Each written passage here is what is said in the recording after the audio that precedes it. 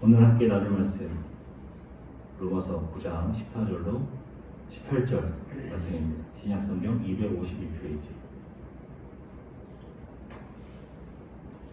로마서 9장 14절로 18절 교독하도록 하겠습니다. 제가 먼저 읽겠습니다. 그런즉 우리가 무슨 말을 하리요? 하나님께 불의가 있느냐? 그럴 수 없느니라.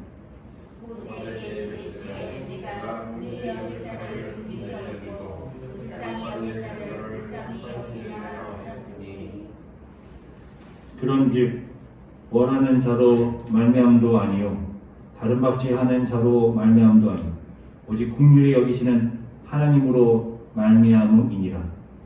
성경이 너희에게 이르시되 내가 이 일을 하여 너를 세웠으니 곧 너를 말미암아 내 능력을 보이고 내 이름이 온 땅에 전파되게 하려 하노라 하셨으니. 같이 읽죠. 그런즉 하나님께서 하시고자 하시는 자를 긍휼히 여기시고 하고자 하시는 자를 완악하게 하시느니라. 아멘. 네, 우리는 지난주에 로마서 9장 말씀이 굉장히 어려운 말씀이다라는 것을 나누었어요. 그래서 로마서 9장을 이해하기 위해 여러 가지를 들었습니다. 이중예정, 예지예정, 하나님의 주권, 인간의 자유의지, 이런 내용들을 들었어요. 이중예정이 뭐냐?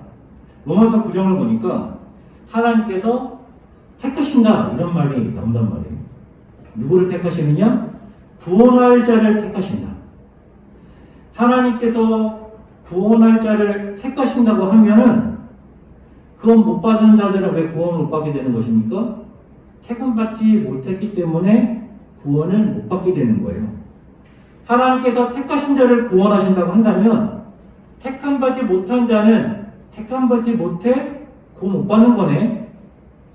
이렇게 되잖아요. 그러니까 하나님께서 구원하실 자를 택하신다는 말은 구원 안 하실 자도 택하게 되는 거예요. 이게 바로 이중 예정이에요.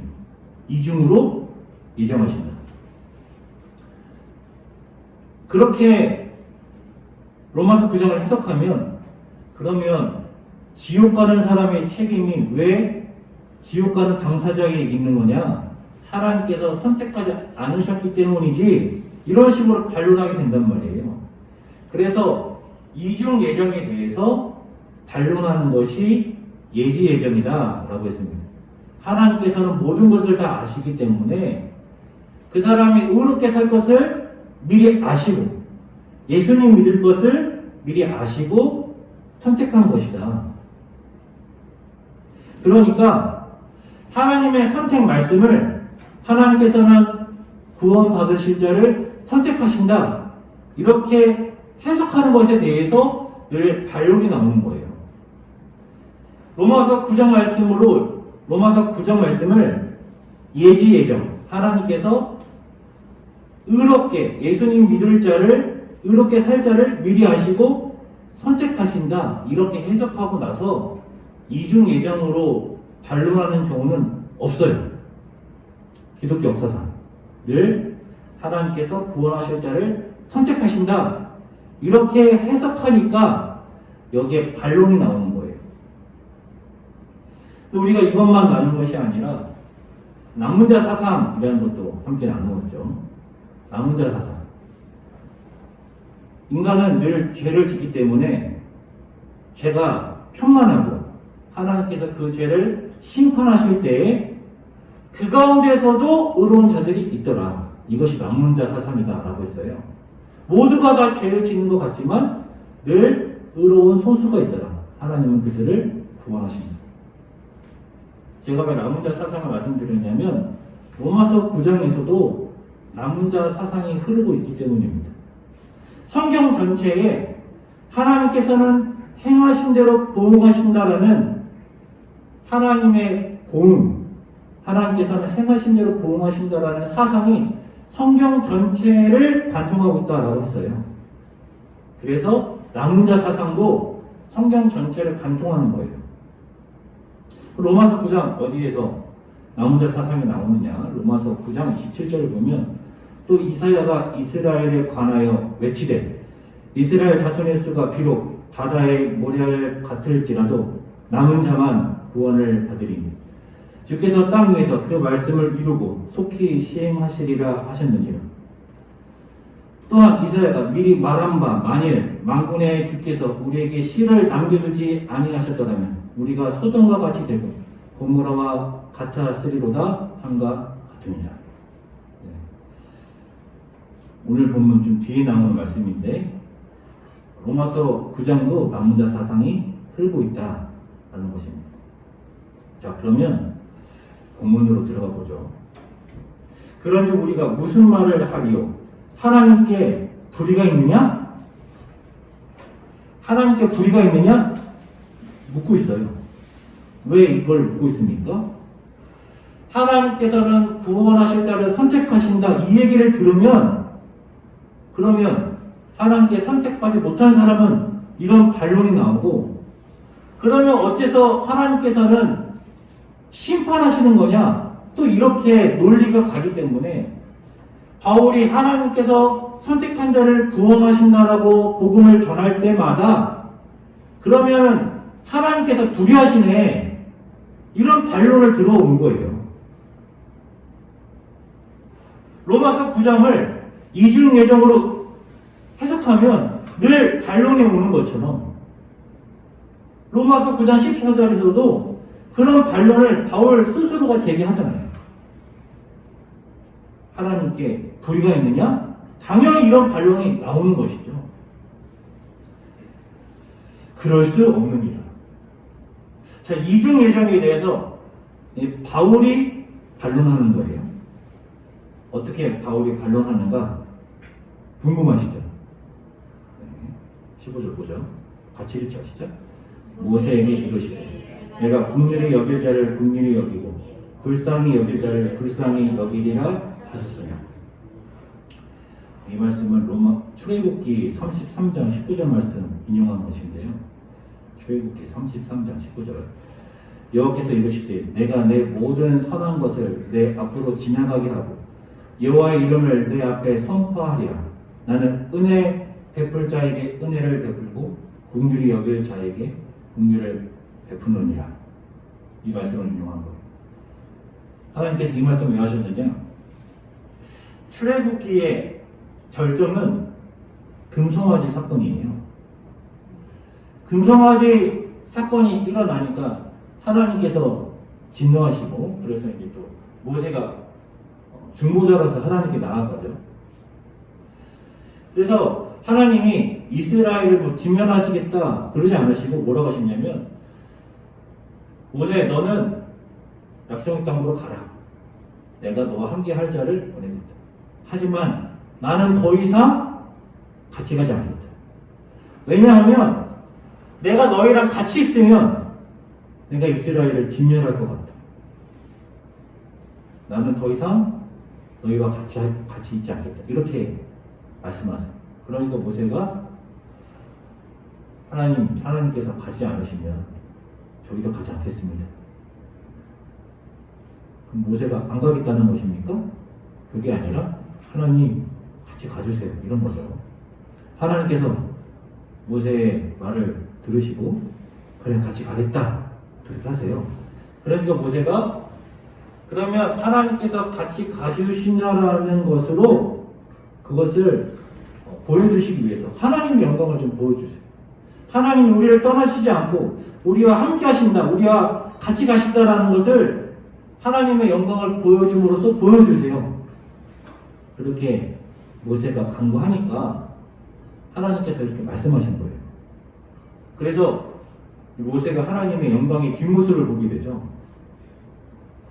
그러면 그 맥락 속에서 이 말은 무엇입니까? 하나님께서 긍휼히 여길 자를 긍휼을 보신다는 말이 무엇입니까? 하나님께서 긍휼을 베푸실 때요. 긍휼을 베푸셔야 하기 때문에 긍휼을 베푸시는 게 아니에요. 하나님께서 긍휼을 베푸시는 것은 은혜인 거예요. 우리가 왜 구원을 받았습니까? 구원받을 자이기 때문에 구원을 받은 것입니까? 구원을 받아야 하기에 구원을 받은 것입니까?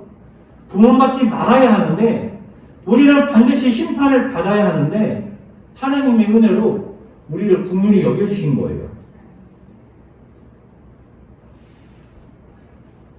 하나님의 긍휼히 여기심을 바라보면서 하나님은 불의하시다 할 수 없는 것이죠.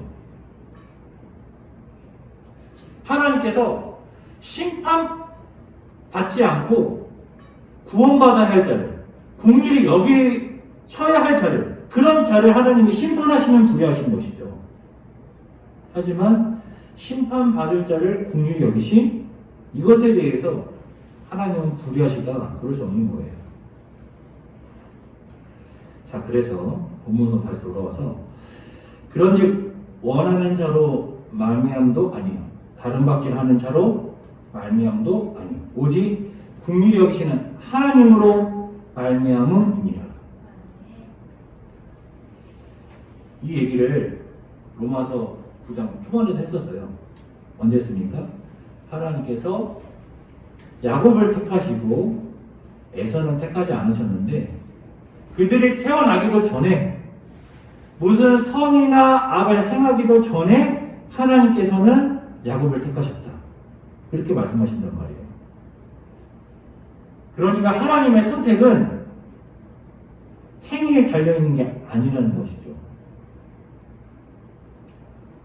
로마서 9장 16절로 로마서 9장은 예정을 말하는 거야. 하나님께서 의로운 자를, 예수님 믿을 자를 미리 아시고 선택한 거야. 그러니까 하나님께서는 악한 자를 심판하시고 구원받을 자를 구원하시는 거야. 이게 깨지는 거예요. 하나님의 선택은 인간의 행위에 달려있지 않다. 하나님의 주권에 달려있다. 하나님 마음이다 이거죠. 하나님 마음이다. 하나님 마음대로 선택하시는 거야. 하나님께서 마음대로 긍휼히 여길 자를 긍휼히 여기시는 거야. 이중 예정 지금 바울이 변론하고 있는데 납득이 되시나요? 계속 가보죠. 성경이 바울에게 이르시되 내가 이 일을 위하여 너를 세웠으니 곧 너를 말미암아 내 능력을 보이고 네 이름이 온 땅에 전파되게 하려 함이라 하셨으니. 이것도 출애굽기 말씀 인용한 것인데요. 출애굽기 9장 12절 같이 읽으시죠? 그러나 여호와께서 바로의 마음을 완악하게 하셨으므로 그들의 말을 듣지 아니하였으니 여호와께서 모세에게 말씀하신 바 같더라. 하나님께서 바로의 마음을 완악하게 하셨다. 하나님께서. 그래서 멈추지 말고 조금 더 가보죠. 출애굽기 9장 13절까지 갑니다. 여호와께서 모세에게 이르시되 아침에 일찍 일어나 바로 앞에 서서 그에게 이르기를 히브리 사람의 하나님 여호와의 말씀에 내 백성을 보내라. 그들이 나를 섬길 것이니라. 내가 이번에는 모든 재앙을 너와 내 신하와 내 백성에게 내려 온 천하에 나와 같은 자가 없음을 내가 알게 하리라. 하나님께서 구원하시는데 왜 이렇게 하시느냐? 하나님을 온 천하에 나타내시려고 이렇게 하시는 거예요. 이스라엘을 구원하는 목적도 있지만 하나님을 온 천하에 드러나게 하시려고. 모세에게 영광을 보이실 때도 뭐라고 하십니까? 내 이름을 선포하겠다 하시잖아요. 하나님의 이름을 선포하고. 내가 손을 펴서 돌림병으로 너와 내 백성을 쳤더라면 내가 세상에서 끊어졌을 것이나 내가 너를 세웠음은 나의 능력을 내게 보이고 내 이름이 온 천하에 전파되게 하려 하였음이니라. 그래서 그런즉 하나님께서 하고자 하시는 자를 긍휼히 여기시고 하고자 하는 자를 완악하게 하시느니라. 하나님께서 긍휼히 여길 자를 긍휼히 여기시고 또한 어떤 자는 완악하게 하신다는 거예요. 로마서 9장 18절. 뭐 어떻게 봐도 이중계중인 거예요. 그렇죠? 어떤 자는 하나님이 긍휼히 여기시고 어떤 자는 하나님이 완악하게 하신다. 자, 그러면 우리는 질문으로 시작했어요. 하나님께서 어떻게 하시냐? 왜 이러한 질문이 나오시냐? 하나님께서 어떤 자는 긍휼히 여기시고 어떤 자는 완악하게 하신다면 하나님의 심판이 어떻게 정당할 수 있느냐? 그거에 대한 바울의 반론은 하나님은 하고자 하는 자를 완악하기도 하시고 또 긍휼히 여기기도 한다. 답변이 되셨습니까?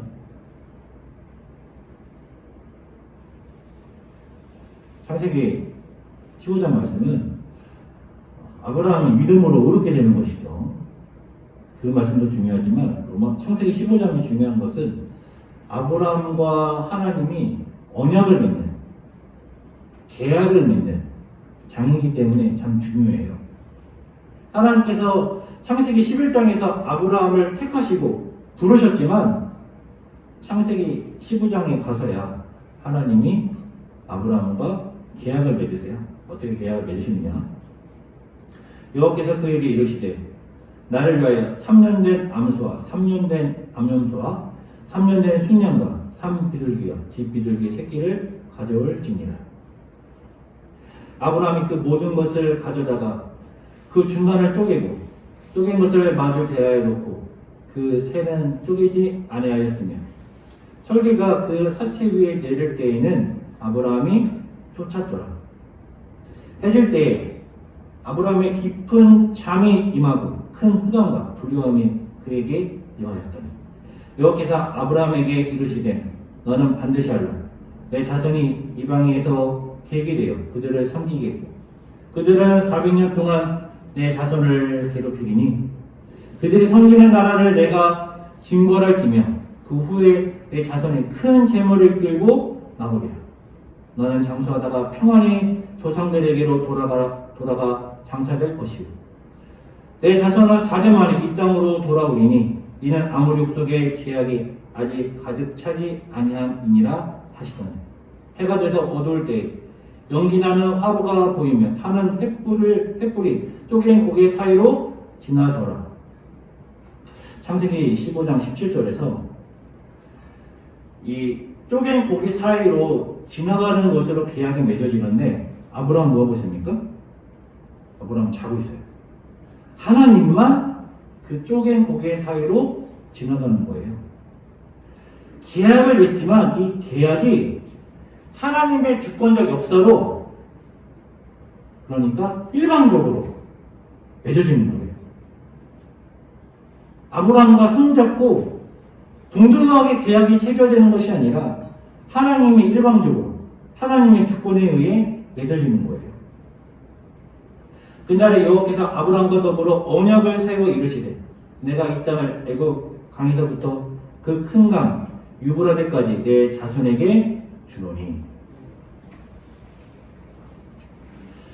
하나님의 의가 무엇인가요? 하나님의 의. 하나님께서 이 모든 것을 창조한 창조주이시란 말이에요. 하나님을 제외하고 모든 것은 하나님께 피조된 피조물이에요. 하나님과 이 세계, 창조주와 피조물은 동등하지 않아요. 하나님께서 인간을 창조하실 때에 하나님께서 인간을 창조하시고 인간과 관계를 맺으시죠. 하나님과 인간이 관계를 맺는다고 해서 하나님과 인간이 동등되지 않아요. 인간은 피조물이고 하나님의 종일 뿐이에요. 하나님은 인간의 주인이 되시고 인간은 하나님의 종이 되는 거예요. 그 관계 속에 주종의 관계 속에 하나님은 하나님의 종들에게 하나님의 백성에게 해야 할 의무를 하시고 이것이 하나님의 의무예요. 인간은 하나님의 종으로서 하나님에게 해야 할 의무가 있는데 이것을 행할 때에 그것이 의인 거예요. 불의는 무엇입니까? 불의는 하나님께서 종이라 할지라도 하나님의 백성에게 하나님의 의무를 하지 않으면 그것이 불이 함께 되는 거예요. 인간이 하나님의 종으로서 하나님께 해야 할 것을 하지 않을 때에 그것이 불의가 되는 거예요. 인간은 늘 하나님께 해야 할 의무를 하지 않았어요. 신실하지 못했던 것이죠. 하지만 하나님은 늘 인간들에게 하나님이 하셔야 할 의무를 신실하게 행하셨어요. 그래서 늘 하나님은 신실하시고 의로우신 거예요.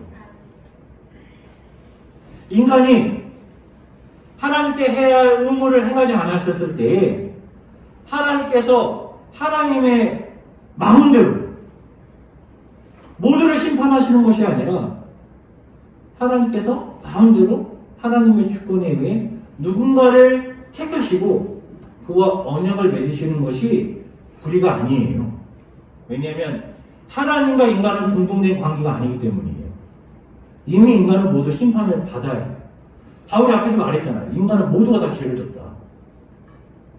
그러니까 인간은 모두 다 심판을 받아야 하는 거예요.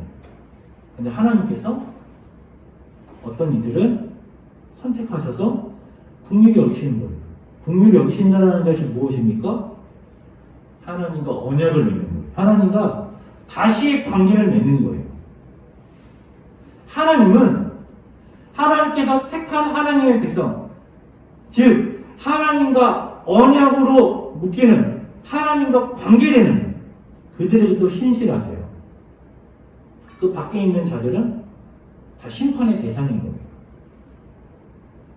그런데 하나님께서 하나님의 신실하심을 따라 하나님의 백성들을 구원하실 때에 그 구원을 이루는 과정 속에 어떤 이들은 완악하게 사용하는 거예요. 그렇지만 완악하게 사용되어지는 이들은 언약 안에 있는 자들이 아니라 언약 밖에서 심판받아야 하는 이들 중에 완악하게 또한 쓰여지는 이들이 있는 거예요. 이것이 하나님의 주권인 거예요. 그래서 바울이 하나님의 주권을 말하면서 아브라함의 자식 이삭 이야기도 했고 이삭의 자식 에서와 야곱 이야기도 했고 그리고 또 모세 이야기, 바로 이야기도 한 거예요. 하나님께서 이스라엘을 왜 구원하셔야 되죠? 애굽에서 종살이 하고 있는 이스라엘을 왜 구원하셔야 됩니까? 아브라함과 언약을 맺으셨기 때문입니다. 하나님은 신실하시기 때문에 그 언약을 이루시는 거예요. 하나님께서 하나님의 백성 이스라엘, 언약 백성 이스라엘을 긍휼히 여기시는 거예요. 그래서 그들을 구원하시는 거예요. 하나님은 신실하신 거예요. 불의하지 않으세요. 그런데 하나님께서 이스라엘을 구원하실 때에 심판하셔야 되는 애굽을 들어 사용하시면서 바로를 완악하게 사용하시는 거예요. 여기에 하나님의 불의가 무엇이 있습니까?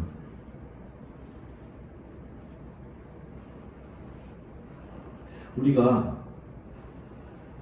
고난을 받을 때 왜 나에게 이런 고난이 올까?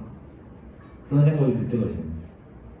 주로 고난은 어디서 오나요? 사람에게서 옵니다. 사람에게서. 물론 환경도 오지만 건강의 문제, 환경의 문제, 직장의 문제도 있지만 또 좀 더 들어가면 대부분 인간관계 문제는 말이에요. 왜 하나님이 저런 원수를 나에게 주시나? 어떻게 저는 저렇게 악할까? 하나님께서 우리를 구원하시기 위해 그들을 그렇게 완악하게 사용하는 것일지도 몰라요. 우리가 새벽 예배 때 이사야 말씀 34장 말씀 나누면서 알게 되었지만 하나님께서는 행하신 대로 보응하시죠. 하나님께서는 행하신 대로 보응하시기 때문에 죄인들을 심판하시죠. 하지만 하나님께서 진노하시는 것 중에 무엇이 있었습니까? 하나님의 백성들을 괴롭히는 이들, 하나님의 백성의 원수들, 그들에게 진노하신다는 거예요. 하나님의 심판의 성격에는 하나님의 백성들을 위하여 복수하시는 것도 있는 거예요. 하나님은 하나님의 백성 괴롭히는 이들 가만 내버려 두지 않으세요. 이스라엘, 하나님의 백성 이스라엘을 부려먹던, 의외로 부려먹던 애굽을 하나님께서는 가만 내버려 두지 않으세요. 바로를 가만 내버려 두지 않으세요. 심판하시는 거예요. 왜 하나님이 저런 원수를 나에게 보내셔가지고 날 이렇게 괴롭게 하시나? 우리의 구원을 이루시기 위해 하나님께서 그를 완악하게 사용하시는 거예요. 그리고 하나님께서 그를 완악하게 사용하셨다면 하나님께서는 그를 반드시 심판하십니다. 그러니까 우리가 우리의 원수까지도 긍휼히 여길 수 있는 거예요. 구약을 보면 원수들 심판해 주세요. 물론 신약에도 그런 말씀이 나오지만, 하지만 신약을 보면 어떻습니까? 신약을 보면 예수님께서도 원수들을 사랑하라 하셨고, 스데반도 순교 당할 때에 자기에게 돌을 던지고 있는 이들을 향하여 용서해 달라고 그런 말을 하잖아요. 그 외에도 그런 장면들이 많이 나오죠. 바울도 많은 배신을 당했는데 그들을 원망하지 않아요. 그냥 배신 당했다 라고 말하고, 또 바울을 도운 이들을 또한 칭찬하죠. 바울도 보면 쉽게 비판하지 않고 또한 칭찬은 잘하는 모습을 보게 돼요. 원망할 수도 있겠죠. 하나님께 원망할 수도 있어요. 짜증낼 수도 있어요. 그렇지만 영의 눈으로 보면 저가 나의 구원을 이루기 위해, 하나님의 영광을 나타나기 위해 저렇게 또 쓰이는구나, 불쌍하다, 그런 마음도 가질 수 있는 거예요. 그러면 우리의 원수를 조금은 다른 시선으로 볼 수 있겠죠. 하나님께서는 긍휼히 여길 자를 긍휼히 여기시고 완악하게 할 자를 완악하게 하십니다. 하나님이 왜 나는 긍휼히 여기시는가, 그리고 왜 저는 완악하게 사용하시는가, 하나님의 은혜를 감격하고 감사할 수 있는 남성태가 될 수 있기를 주님의 이름으로 축원합니다.